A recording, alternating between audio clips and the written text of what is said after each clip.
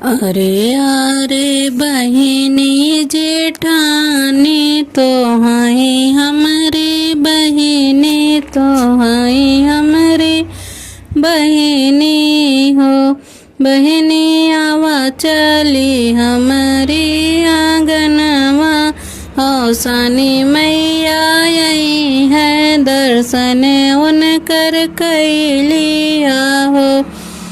बहिनी आवा चली हमरे आंगनवा औसानी मैया आई है दर्शन उनकर कैली हो। अरे अरे बहिनी देवरानी तो हाय हमारी बैरिन तो हाय हमारी बैरिन हो। बहिनी कवन कामिय हमरे बाट जो पड़िया तोहरे आई दर्शन उनकर कैले हो। बहिनी कौन कामिय हमरे बाट दर्शन उनकर कैले हो।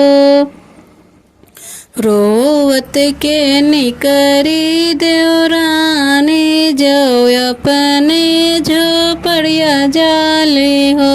मैया कवन जन्म हमके दिहलू जेठानी ताना मारेली हो। बहिनी कवन जन्म हम दिहलू जेठानी ताना मारली हो। चुप रहो ए बहुवर मनवा में धीरज धरू हो। बहुवर तोड़बे हम उनकर भी मनवा झोपड़िया तोहरे आई है दर्शन हमर करी हाय हो।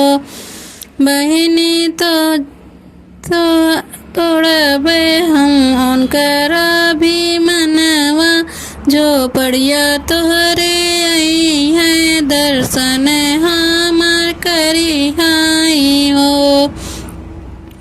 सातो बेटुआ उनकर दुअरे मरी गए बहुअर आंगने मरी गए हो।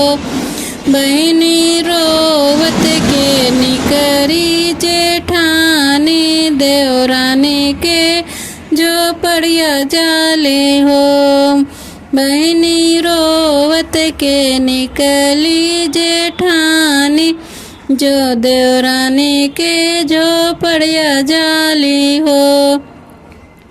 अरे अरे बहिनी देवरानी तो हाय हमारी बहिनी तो हाय हमारी बहिनी हो।